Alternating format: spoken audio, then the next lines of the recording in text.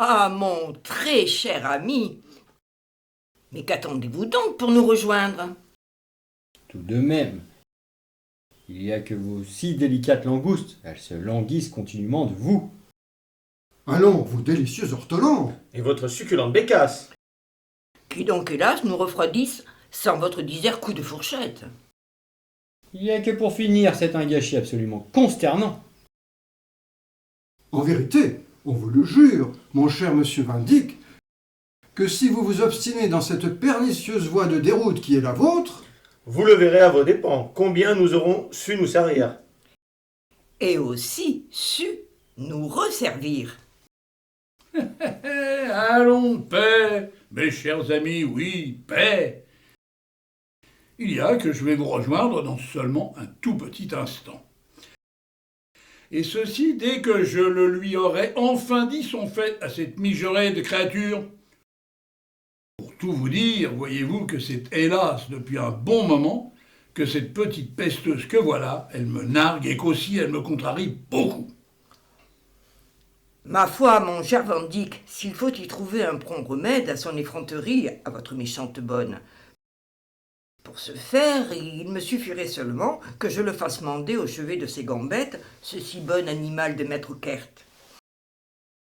Après tout, entre bons amis, on peut certainement se rendre de signaler service. Ou sévices. De grâce, oublions cela, madame le juge. Cette votre allégresse de vicieux expédients. À cette inconséquente drôlesse, je m'en vais seulement lui parler. Dans un premier temps, cela nous suffira amplement, comme je le crois. Pompon, Oui, monsieur. cesse sur le champ d'écornifler les plats et viens plutôt par ici que je te dis. C'est que moi, j'ai encore beaucoup à faire pour mon service. Alors, quoi qu'il me veut, monsieur? Te parler un petit peu. Pourquoi dire? Par exemple, que j'en ai plus qu'assez de tes manigances. Ah bah ça, elle va bien les vôtres quant à cette fichue Louisanne de malheur. Sauf que... Sauf que toi, tu l'oublies un peu beaucoup trop vite qu'entre toi et moi, il y a depuis tout à l'heure, tout comme un tout juteux de contrat, qui est de la leur fourguer au plus vite à toute cette valkyrie de quadrige de Nigo. Oh, moi, tout ce que je sais en fait de juteux contrat, mon bon maître, c'est que la ficelle, elle est tellement grosse et énorme que vous et moi, on finira par se faire pendre par ce tout méchant juge Vandergroot que voilà. Et tiens, pour vous en convaincre, voyez plutôt ses deux yeux d'enragé et comme il nous frétille encore et encore sur son fauteuil. C'est que moi, j'en doute qu'on se fasse jamais pendre, vois-tu? Quand moi, je le redoute.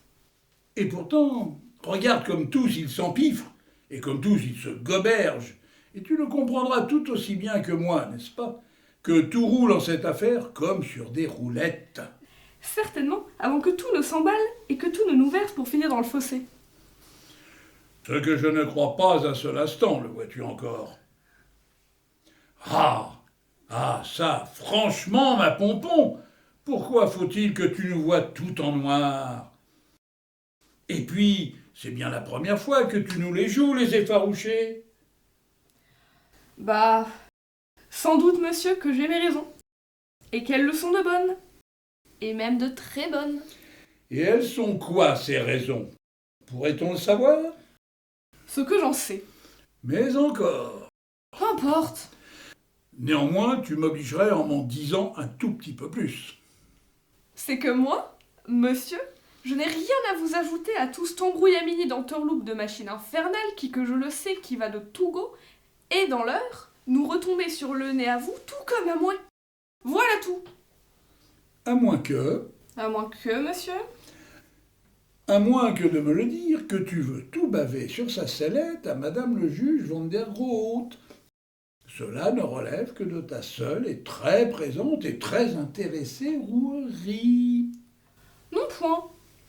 Quand moi, à propos de cette rouerie, je ne veux l'être à aucun prix de fracasser vivant place de grève. Donc tu le veux toujours de tout lui raconter? Sans doute que oui, afin que de la sauver ma pauvre petite peau de belette à Sauf que... Sauf que, monsieur, il y a que moi à Van der Groot, bon sang de bois, que je lui dirai tout aussi. Eh bien, nous voilà bien que je vous dis. En effet. Néanmoins, Tu parles que je vous écoute, monsieur. il y a que moi, j'entrevois, vois-tu, comme une certaine et utile solution à nos graves problèmes du moment. Qui serait... Que je crachasse, par exemple, un tant soit peu au bassinet, Et qui le tiendrait, le bassinet? comme si tu ne le savais pas. Ainsi donc, monsieur nous penserait tout comme à une certaine compensation. Mais oui, Qu'on lui verrait quoi comme envergure à cette compensation, par exemple? 5%, Monsieur Ockert! 10%. Monsieur Ockert! Fort bien, si tu sais sur le champ de couiner, je le veux bien d'aller jusqu'à 15. Et cette fois, je te le jure, que tu n'auras pas un liard de plus. Et si? Et si? Parce que moi, je veux...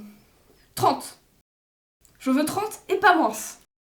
Monsieur Ockert, Ah, il faut que je le comprenne, mon cher Van Dyck, que vous en venez enfin à de meilleurs sentiments.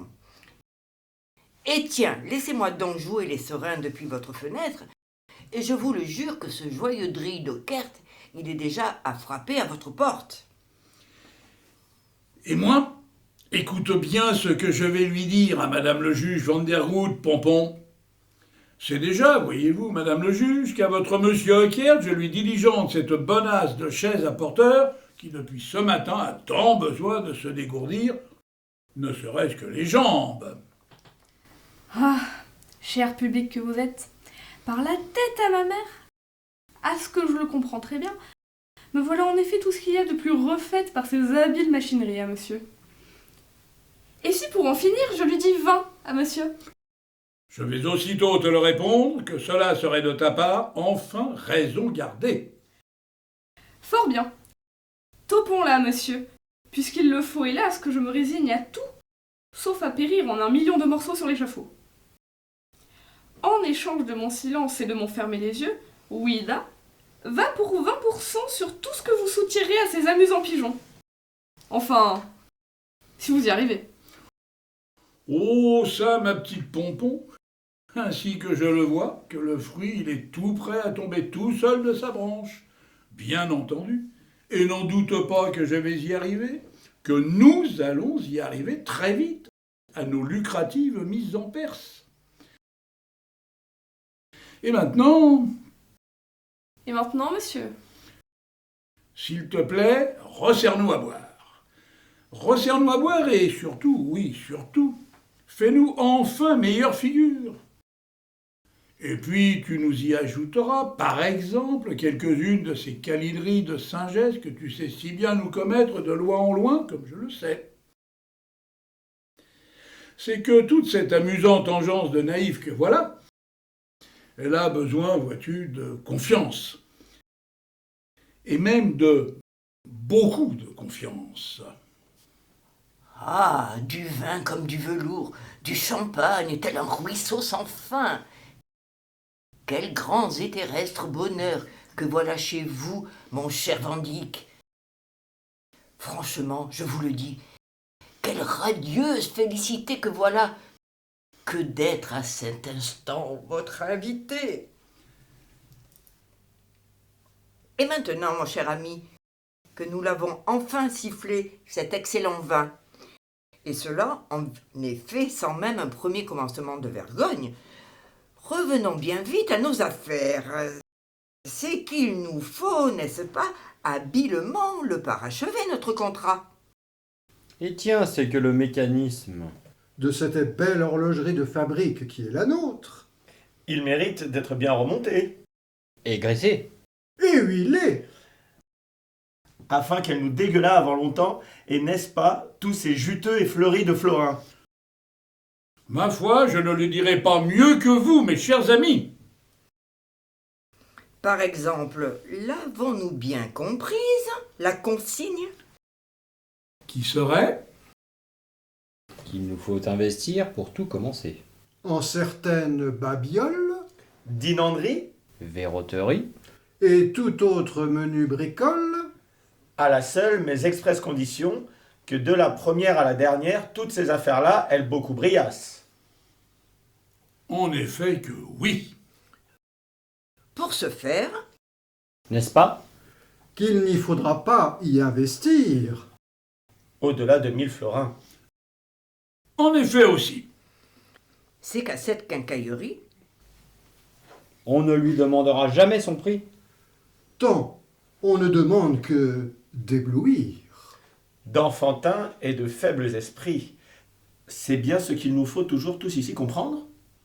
Puisqu'il le faut, hélas, que je me répète, mes bons amis, je ne le dirai pas mieux que vous. eh bien, mon cher Van Dyck, Voilà bien. Le premier point acquis. Qui nous coûte donc 1000 florins. c'est-à-dire rien. Ou tout comme sans doute. Les gages de toute une année. De votre trop jolie boniche. Comment ça, boniche? Non, mais c'est de servante qu'on vous parle à cette heure. Et puis, mes bons ladres que vous l'êtes tous à ce moment, de Monsieur Van Dyck, c'est pas des 1000 florins que je touche par an, que je vous dis, mais seulement une ridicule aumône de 2000. Comment ça, 2000? Allons, monsieur Van Dyck. Allez-vous vous ruiner plus longtemps? De cette dispendieuse et scandaleuse gratification que vous daignez donc lui servir à cette part trop curieuse créature? Sans doute que oui. Quant à moi, j'ai droit pour le prix Oui, monsieur Van Dyck, à certaines finitions. je vois. Oh oh, Karl Théophraste Van Dyck, heureux homme êtes-vous, quand tout cela que je vois, il me suscite à moi aussi de l'appétit. Cependant, C'est que ce n'est pas le tout. Que cette dérisoire mise de fonds. De quelques poignées de gulden. cette fois, Il nous faut un bateau. Un équipage. Et son capitaine. C'est ici, et à ce que je le sais tout comme vous, que bateau, équipage et capitaine, nous les avons. L'auriez-vous donc déjà oublié, mes excellents, que nous nous sommes mis en solides et fructueuses chevilles avec cet armateur qui n'a rien de moins que pignon sur rue? C'est-à-dire que je vous fais ici la réclame de ce considérable monsieur Vladimir Karpov soi-même. oui da, si fait. Cependant, Il nous plaît ici de le critiquer très avant. Le montant fabuleux de son intéressement. Car tout de même, 10%? Sur les bénéfices à venir. Ce n'est pas vraiment rien, monsieur Van Dyck. Sauf que, si le New Amsterdam, il nous fait demain ou après-demain naufrage, tout ce maritime désastre, il sera à son seul sien débit au sieur Karpov. Alors peut-être faut-il en effet la lui laisser pleine et entière à ce monsieur Karpov, notre commercial réversion de 10%. ma foi, il est vrai. Et puis, Au fond, et après tout, Il n'y a que nous les actionnaires, de notre côté à nous, nous en sommes déjà rendus à ces 90% qui, eux, le seront de dévolus au sel capitonné et ouaté secret de nos coffres. Ce qui, et nous pouvons tous en convenir, mes chers amis, n'est quand même pas tout à fait rien.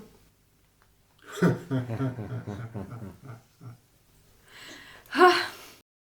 Il rit et hausse tous ces gredins que voilà que je vous dis. C'est que vous, du public, sauf à l'être de passablement perspicace, vous ne le savez pas encore de quoi qu'ici qu'on vous parle. Dites-moi, De grâce, madame le juge, à cet instant et par-devers vous, il ne vous faut rien garder sur le cœur, et plus encore, rien sous le boisseau. Remarquable effet de votre haute bonté que cela serait à notre aimable assemblée, vous devriez vous en ouvrir, et sur le champ de surcroît de ce qui semble hélas vous exagérément tracasser. eh bien, ma foi, il y a que vous le voyez en effet très juste, monsieur Van Dyck, quant à ce sentiment de contrariété qui nous presse. et qui d'ailleurs nous oppresse en vérité tous quatre, hein. En En effet, effet.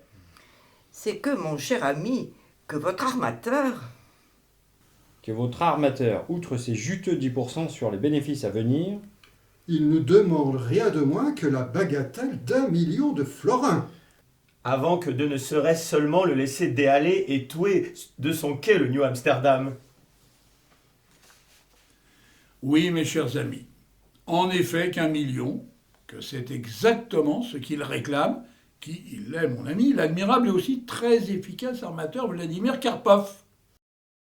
Mais bon, et en vérité, c'est là sans aucun doute à quelque bon droit, voyez-vous, que ce million-là, tant cet homme de qualité, il le connaît très avant son métier. Vraiment? Mais oui, vraiment. Cependant... quand nous y pensons à la monstruosité de ce droit d'embarquement, Ne le pensez-vous pas? Qu'il pourrait en rabattre par exemple d'un petit 100 000 ? Hélas, il y a que j'en doute. Hélas, il y a aussi que j'en doute aussi. Quand je le sais, pour avoir très bien écouté aux portes, que l'on vous cause ici de la petite et sournoise rétrocession qui lui a été promise à monsieur, de par le sieur Vladimir Karpov soi-même. Et tiens, comme qui dirait que c'est comme ça que le dit armateur Vladimir Karpov, il veut grassement l'obliger, qui qu'il est son habile apporteur d'affaires. Qu'a-t-elle dit, monsieur Van Dyck? À ce que je sais, rien qui ne le mérite d'être compris. En vérité, mes chers amis, En vérité? ce sont déjà de 100 000 dont il a bien voulu de nous en faire le cadeau, tant je l'ai si bien circonvenu. Sauf que le fort bon que voilà, que ce mon maître Van Dyck, vous le savez tout comme moi maintenant, que donc, que c'est lui qui nous la touche sous la table, la fameuse ristourne de 100 000 gulden.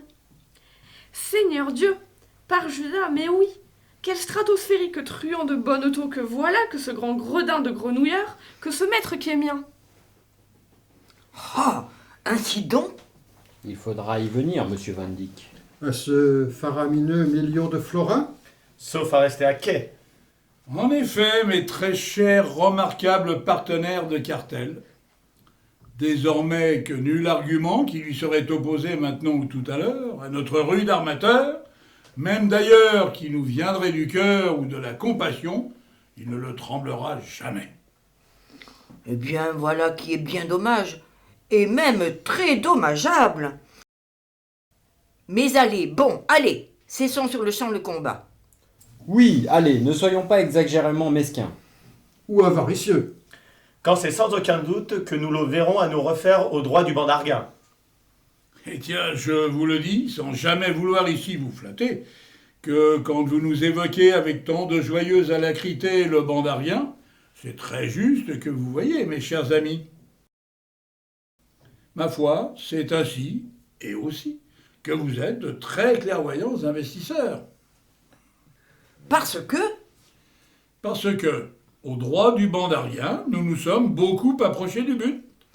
Qui sera? Oui, qui sera? C'est que vous nous faites languir, monsieur Van Dyck. À ne pas tout nous raconter avec ce qu'il faut de nécessaire diligence. Pourtant, c'est que c'est tout simple que de les raconter les choses. Pompon, tais-toi! Non, parle! Que veux-tu dire? Toi qui sembles tout le temps. Avoir la langue un peu trop bien pendue. Eh bien, il y a que je veux dire que dans le bayou, Oui, dans le bayou? Babel les chiens. Qu'est-ce que c'est ça? Babel les chiens? Mais oui, que veux-tu dire? Avec ce curieux babillage. Qui te vient de ta langue en effet si bien pendue. Tout simplement que Dog, Matin et autres molosses, que c'est tout ça qui nous aboie, qui mieux. Une raison à cela? À cette pétarade. À cette nervosité. Qui donc te fait un si grand trouble? Cette raison, messieurs, dames, elle est que, eux, ces monstres de Casilou, ils sont en chasse et qu'ils te cernent peu à peu un certain fugitif. Qui serait? Seulement cet homme qui vient de commettre cette habile diversion, qui est de mettre un grand feu à un grand hangar.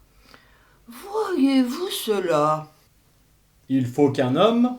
Ils nous mettent un grand feu? Un grand hangar? C'est là, n'est-ce pas, toute chose qui nous mériterait sur le champ. Du jugement? Et de la répression de Madame le juge Vandergroot.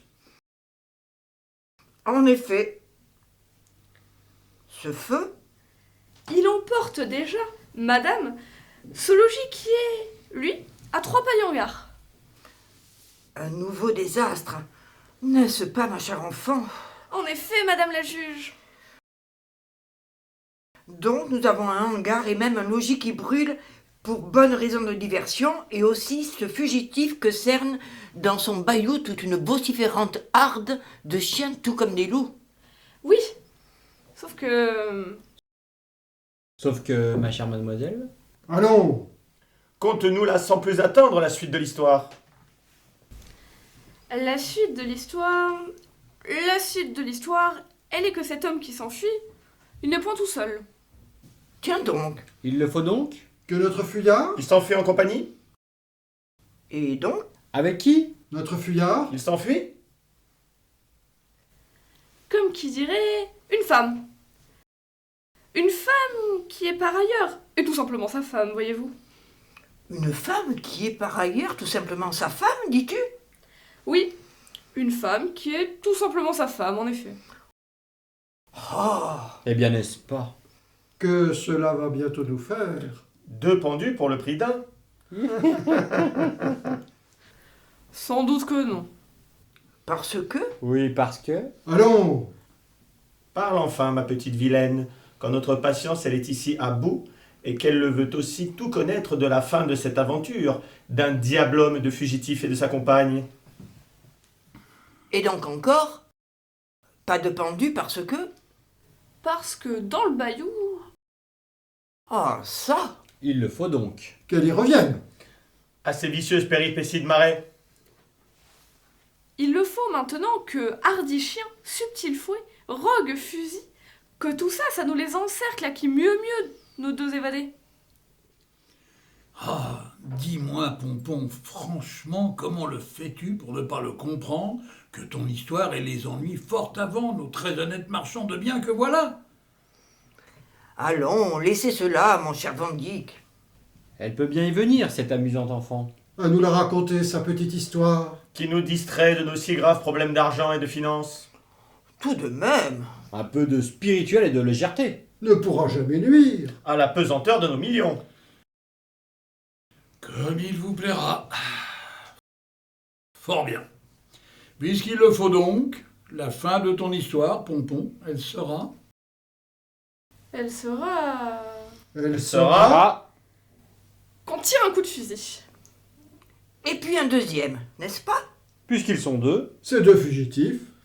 Qui nous auront fait une diversion d'incendie d'hangars et de maisons.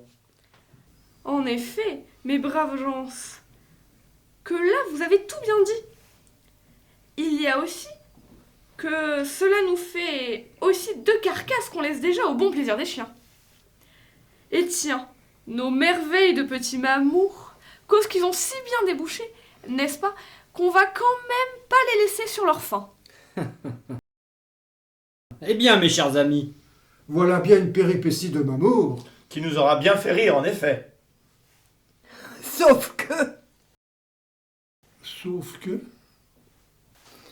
sauf que moi, Josepha Vandergroot, je ne me saurais point investir, ne serait-ce qu'un premier liard, dans une entreprise qui peut mettre à mort, avec tant de désinvolture, certains de ces nègres qui, quant à leur transportation depuis le banc d'Arguin, nous coûteraient donc le million de florins.